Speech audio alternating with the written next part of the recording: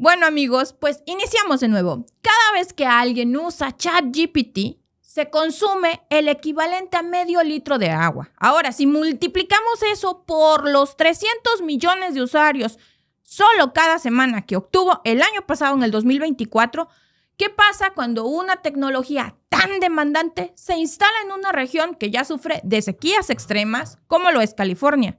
Bueno, pues hoy Los Ángeles está en llamas. El agua está escaseando y de repente las redes sociales señalan a la inteligencia artificial como una de las culpables. ¿Absurdo? Tal vez. ¿Pero es realmente tan descabellado? Bueno, pues vamos a profundizar en esto. Los incendios forestales en Los Ángeles son devastadores. Más de una semana ha pasado desde que comenzaron y todavía no se pueden controlar. 25 personas han muerto. Millones, pues están en riesgo. Y el sistema de agua de la ciudad colapsó justo cuando más lo necesitaban. En medio de este desastre surge una teoría en las redes sociales, ChatGPT y por extensión, los centros de datos que lo alimentan, que son los que están empeorando esta crisis. Y esto no es solo una loca idea de Internet ni de los conspiranoicos, como luego les dicen. Tiene algo de base, aunque la historia sea mucho más compleja. Así que, pues vamos a conectar todos los puntos, porque detrás de este señalamiento hay un problema mucho más grande que nadie está discutiendo lo suficiente. Primero, el hecho clave. Cuando usamos ChatGPT, estamos aprovechando una red de servidores que realiza millones de cálculos por segundo. Este proceso genera un calor enorme y para evitar que estos sistemas colapsen, se utilizan sistemas de enfriamiento basados en agua. Aquí es donde entran las cifras. Un correo redactado por ChatGPT puede consumir medio litro de agua para responder una sola consulta. Pueden ser cerca de 500 mililitros cada vez que a alguien le pregunta a ChatGPT por, no sé, el perfume, un correo. Contéstale este mensaje a mi amigo porque me da flojera hacerlo a mí. Es medio litro de agua cada vez que se hace eso. Y eso tal vez no parece mucho, pero cuando hablamos de cientos de millones de usuarios semanales, el impacto escala rápidamente. Hablamos de millones de litros de agua consumidos solo para mantener las respuestas de una inteligencia artificial y no usar la nuestra. Ahora, ubiquémonos en California. Esta región lleva décadas enfrentando sequías severas. El agua ya no es un recurso escaso, amigos. O sea, el agua es un recurso escaso, y tanto así que cotiza en la bolsa de valores y en situaciones extremas como los incendios actuales es todavía mucho más crítica y necesaria. Los bomberos se quedaron sin agua porque los hidrantes no estaban preparados para una demanda tan alta. Y aunque la realidad es que todo esto fue culpa de la infraestructura obsoleta que hay en Los Ángeles, en redes sociales alguien hizo una conexión rápida. ChatGPT consume agua. Los Ángeles se quedó sin agua. Ahora, ¿de dónde tomamos eso? Lo están replicando en varios medios. Esta nota se las traduje al español, pero el trending está en inglés, pero ustedes lo pueden contactar, como siempre, en español. ChatGPT es el culpable, es lo que dicen muchos por ahí, pero aquí es donde entramos a desarmar el mito. Los incendios en Los Ángeles no son culpa de la inteligencia artificial. El problema es mucho más profundo. El sistema de agua de la ciudad es un desastre, incapaz de sostener la demanda de una emergencia de esta magnitud. Los hidrantes se vaciaron, aunque no hay un plan adecuado para manejar una crisis como esta también. O sea, fue un desastre tras desastre. No había agua, no tenían la planeación adecuada y esto, pues desafortunadamente no es un fallo de la tecnología, es un fallo de la infraestructura. Dicho esto, pues no dejamos a ChatGPT y todos sus similares fuera del análisis, porque esto no los exime de toda la culpa, porque aunque no sean los responsables directos de este desastre, sí son parte de un problema mucho más grande. Según reportes recientes, los centros de datos que alimentan a estas tecnologías están consumiendo recursos de manera insostenible. Microsoft, por ejemplo, reportó un aumento del 29% en sus emisiones de carbono el año pasado. Su consumo de agua creció un 23%, principalmente por el desarrollo de nuevas tecnologías de inteligencia artificial. Google, por su parte, ha incrementado sus emisiones en un 48% los últimos 5 años. Y esto es una tendencia global. Más tecnología, más consumo, más impacto ambiental. Y esto no es solo sobre el consumo del agua, es también sobre energía. Un solo centro de datos puede consumir tanta electricidad como una pequeña ciudad. Y la mayoría de esa energía sigue dependiendo de combustibles fósiles y nos quieren vender la transición a las energías verdes, lo que significa más emisiones, más calentamiento global, que se supone que es el que quieren combatir, y eventualmente pues más eventos extremos como los incendios que estamos viendo en Los Ángeles. La tecnología que usamos para facilitar nuestra vida está contribuyendo a hacerla más complicada en el largo plazo. El problema no es solo ambiental, también es ético, porque estas compañías están invirtiendo miles de millones de dólares en desarrollar inteligencia artificial cada vez más poderosa. Microsoft, por ejemplo, planea gastar 80,000 millones este año solo para centros de datos. Meta está detrás con 38,000 millones y OpenAI busca recaudar 7 billones para expandir su infraestructura. Pero, ¿a qué costo? Porque mientras vemos estas empresas generando más y más tecnología, el planeta también está pagando la factura y nuestros recursos naturales. Y aquí es donde entramos todos nosotros, porque no podemos negar que la inteligencia artificial nos es muy útil, sobre todo, como les decía, hay muchos jóvenes que ya ni siquiera se molestan en investigar para hacer la tarea, utilizan ChatGPT y cada consulta de ChatGPT es medio litro de agua. Nos ahorra tiempo, nos facilita las tareas, nos entretiene, nos hace la vida supuestamente más fácil. Pero ¿de verdad necesitamos usar ChatGPT para todo?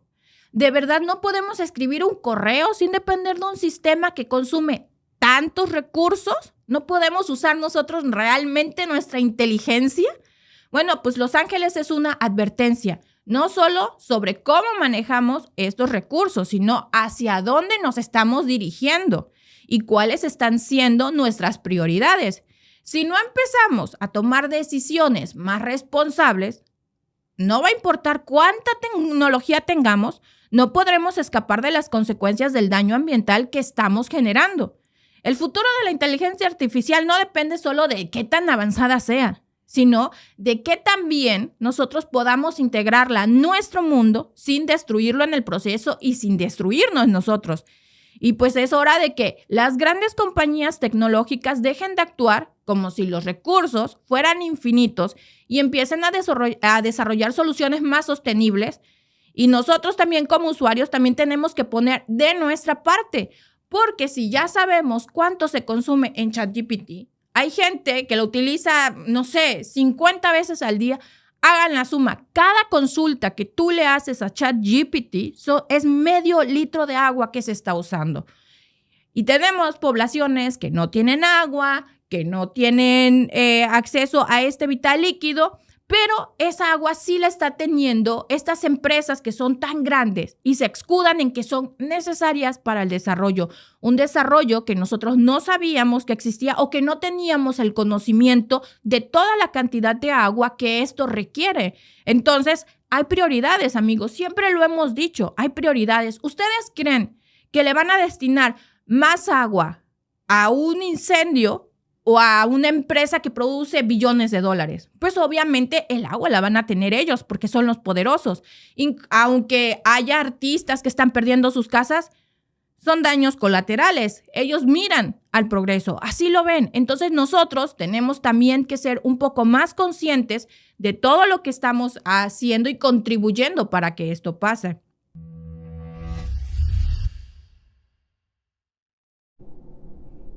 Pues como saben, Biden dio su famoso discurso para despedirse y se despide pues advirtiendo que hay una oligarquía que está destruyendo a Estados Unidos. Así, sin rodeos. Esas fueron sus palabras.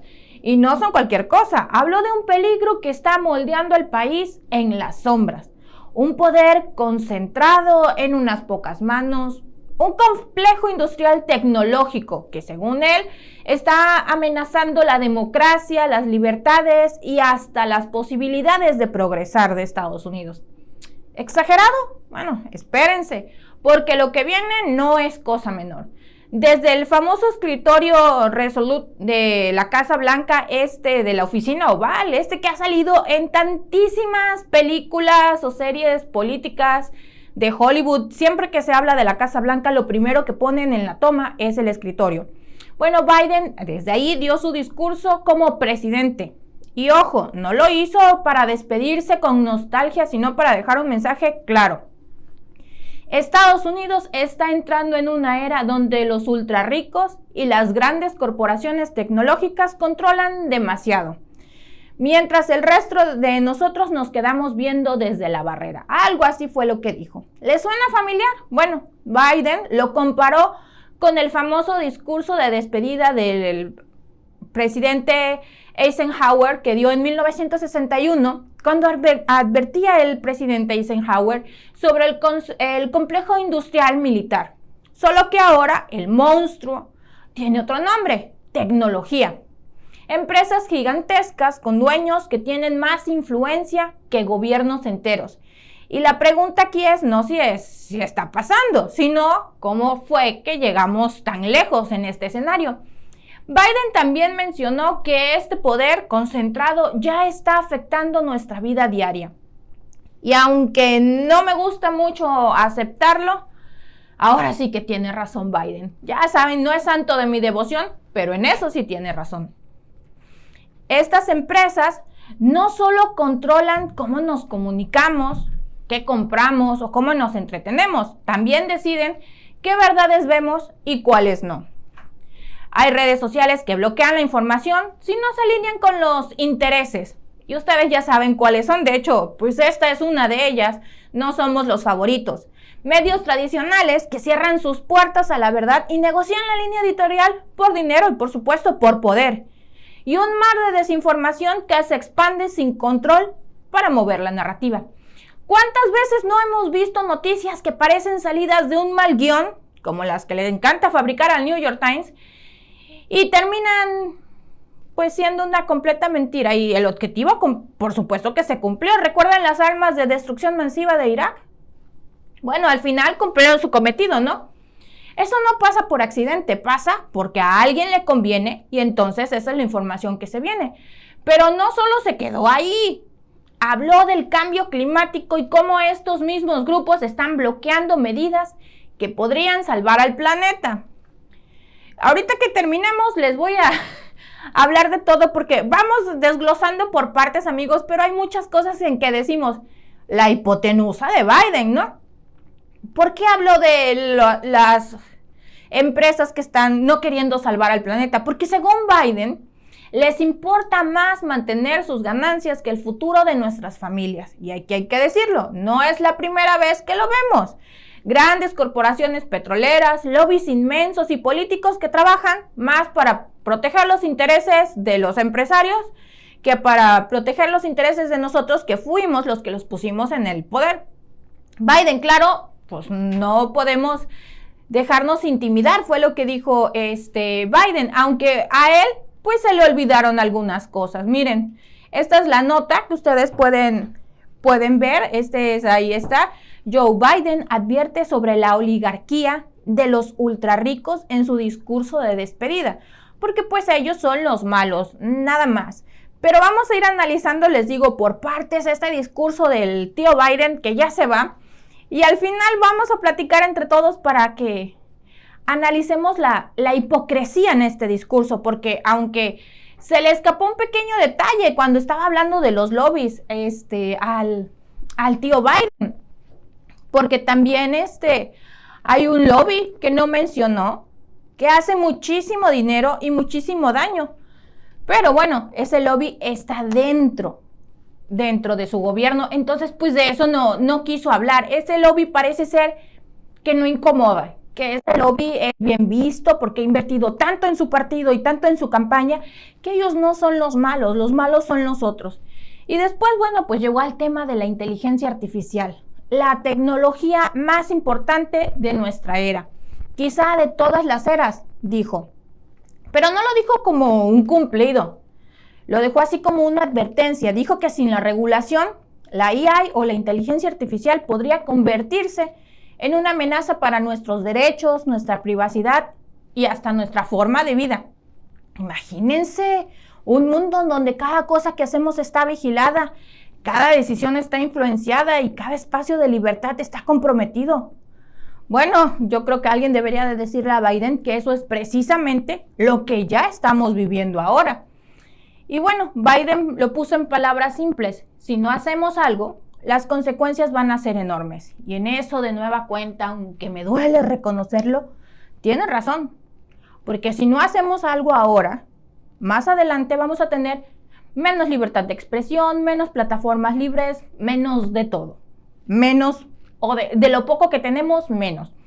Por supuesto, no todo fue sombrío. También habló de las reformas necesarias que se necesitan para arreglar un sistema que, seamos honestos, está roto. Propuso eliminar el dinero oscuro de las campañas políticas. Cuando dice eliminar el dinero oscuro de las campañas políticas, ya empezó reconociendo que sí lo hay. Entonces ya vamos empezando por buen camino. Prohibir que los congresistas hagan dinero comercializando con acciones. Me parece muy bien. Limitar también debería el dinero que pueden aceptar las personas que están en los puestos de lobby. También quiere limitar los mandatos de los jueces de la Corte Suprema a 18 años. Medidas muy radicales. Sí, pero también urgentes si buscan un sistema político estadounidense que realmente funcione para la gente y no solo para unos cuantos, como para su hijo. Ahora, lo que no dijo, pero quedó implícito, es que todo esto suena muy bonito en teoría. Pero ¿qué pasa en la práctica cuando realmente queremos seguir esto? Bueno, estas reformas dependen de un Congreso que está lleno de intereses cruzados, de lobbies que no van a soltar su poder fácilmente, como por ejemplo el lobby que llevó a Biden al poder. Y luego está el hecho de que en unos días entregará la presidencia a Donald Trump. Sí, al mismísimo Trump, que prometió desmantelar gran parte del legado de Biden. Aquí es donde las cosas pues se ponen interesantes.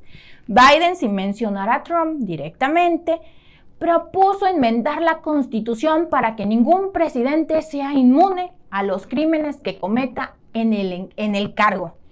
Y yo creo que también, ya que va a andar en esas, debería de agregar que su familia cometa antes, durante y después de su cargo, que ya sabemos lo que pasó con su pequeño hijo. Pero en su idea original de enmendar la Constitución, ese es un golpe directo el que viene. Biden sabe que Trump viene con fuerza y que va a hacer todo lo posible por deshacer todos los logros de la administración que logró Biden. Pero Biden no se va, por supuesto, no todo su mensaje fue de advertencia, también habló de sus logros. Y aquí hay cosas importantes. Habló de la recuperación tras la pandemia del COVID-19, de las inversiones históricas en la infraestructura, de la reducción en los precios de los medicamentos y las leyes de seguridad con armas. Incluso menciona un avance diplomático, un alto al fuego entre Israel y Hamás, un conflicto que ha sido tema recurrente en su presidencia. También se le olvidó mencionar la guerra en Ucrania, porque ese también fue un logro de su mandato, pero bueno, parece ser que solo habló por algunas cosas. Bueno, y dice, y para cerrar, dijo algo así como, sonó casi poético. Habla de que la magia de Estados Unidos está en las posibilidades. Dice que como un niño con tartamudez de Scranton, Pensilvania, pues llegó a ser el presidente. Y termina con una especie como de llamado, dijo, ahora es nuestro turno de mantener la llama encendida. Es como pasar la estafeta a la siguiente generación. Lo que hace este discurso relevante no es solo lo que Biden dijo, sino el momento en el que lo dijo. Se va con una popularidad por los suelos, tras una administración marcada, sí, por logros importantes, como la recuperación económica después de la pandemia y todas las inversiones en infraestructura, pero también por desafíos muy persistentes como la inflación y, por supuesto, la crisis migratoria. Biden no se despidió como un presidente victorioso, lleno de gloria, sino como alguien que deja una advertencia y pasa la antorcha con la esperanza de que otros continúen la lucha y hagan un mejor trabajo. Honestamente, está esperando a que tal vez Donald Trump arregle su tiradero, porque lo que vimos es que en su discurso de despedida, sí, pues sonó bonito, que las cosas que hizo, pero por lo que más yo creo que podemos hablar de la administración de Biden son las guerras. Fue un mandato presidencial colmado de guerra y de desgracia, no nada más Estados Unidos, no, porque la industria armamentista nunca había ganado tanto dinero como con la administración de Biden. Entonces vemos que la administración de Biden fue la que estalló el conflicto en Ucrania. Vemos también que ya estaba ese conflicto muy... Medio Oriente ha sido un polvorín, pero veíamos cómo mandaba Blinken, que viene de la industria armamentista, su secretario de Defensa, que viene de la industria armamentista, cómo los puestos claves de su gobierno fueron para el lobby que lo puso en el poder. Y luego, como se dice en los memes, en fin, la hipotenusa. Vemos todo eso y empieza a hablar de los oligarcas, de los ultrarricos. Digo, está bien que señale. Y sabemos por quién van esas pedradas, como dirían en mi pueblo, van para Elon Musk, que está con Trump, que está muy metido. Entonces, las pedradas van para allá. Pero se le olvida a Biden que también él trae las manos, pero sí muy manchadas, porque fue la industria armamentista la que lo puso en el poder. Fue él el que vio y hizo todo lo posible para que la industria armamentista durante su mandato se viera sumamente beneficiada. Qué bueno que hoy hace el llamado de alerta, decir que no podemos permitir, que se queja de que Meta está quitando los fact checkers. Bueno, gracias a que hubo los fact checkers, fue que durante cuando hubo su elección, que se cayó el sistema, que hubo muchas cosas, todo eso estaba prohibido, todo esto estaba bloqueado, y no porque fuera información no oficial, es porque ellos decidían quién tiene la verdad. Una verdad, y vamos a decir verdad entre comillas, una verdad que a ellos les convenía que se pusieran en las redes sociales, y que lo que no iba alineado con la verdad que ellos querían vender, entonces se bloqueaba. ¿Qué pasó en la pandemia? Justamente lo mismo. Había muchos doctores que querían dar su mensaje, ¿y qué pasó? Los bloquearon, los reprimieron. ¿Por qué? Por los famosos fact checkers. ¿Quién es el dueño de la verdad? ¿Quién te dice a ti que tú tienes la verdad absoluta? ¿Por qué oprimir las voces disidentes que no se alinean con lo que tú quieres vender?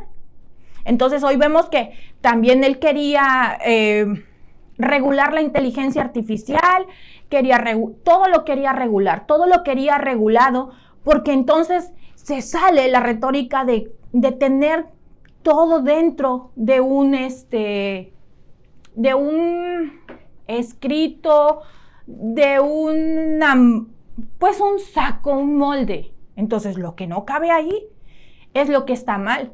Pero hay muchísimas cosas que están mal, es cierto, hay mucha desinformación, hay muchas cosas que se tienen que acabar, pero también él lo reconoce, la gente ya no confía en los medios tradicionales de información, justamente por lo que él estaba haciendo con las redes sociales, con los famosos fact checkers, porque las redes normales de comunicación seguían un guión. ¿Por qué hoy dice que la gente ya no confía en las redes oficiales? En los canales oficiales, porque justamente también está sonando muy fuerte que Elon Musk quiere comprar CNN. Entonces hoy vemos que ese discurso de despedidas fue una aventadera de piedras para el que viene, porque se va haciendo un berrinche, porque sabe que va a ser un presidente recordado por muchos fracasos y por muchas cosas que no llegaron a la altura. También va a ser recordado como el presidente que usó el indulto presidencial para limpiarle la cara a su hijo. Y hoy vemos que dice que no quiere que ningún presidente... Eso hubiera estado genial que él lo dijera cuando tuviera la cara limpia, las manos limpias, porque no se manchó tratando de limpiar todo el historial criminal de su hijo. Entonces dice que Donald Trump es algo y que no sé qué. No digo que no lo sea, tampoco estoy diciendo que lo sea. Para eso están las leyes y ellos van a saber cómo llevar ese curso. Pero entonces no vengas a decir y que quieres que todo eso cambie cuando tú fuiste uno de los que se benefició de ese enorme hueco legal que pudiste. Entonces hoy vemos cómo hasta el último momento sigue haciendo sus berrinches antes de irse y dices, mejor hubieras hecho otro tipo de discurso para irte con la cara más en alto, más bonito, más decoroso. Creo que hubiera sido mejor. Es el presidente más longevo, de mayor edad que ha estado en la silla presidencial en Estados Unidos. Se despide con 82 años, pero también con un montón de fracasos y con la popularidad más baja en los últimos años. Y muchas gracias a todos por estar aquí, gracias por acompañarme, por analizar este último, pues, discurso, berrinche, o no sabría yo cómo decirlo honestamente de Biden. Me hubiese yo esperado otra cosa más elegante. Pero bueno, las cosas como son, amigos. Muchas gracias por acompañarme y nos vemos mañana con más información.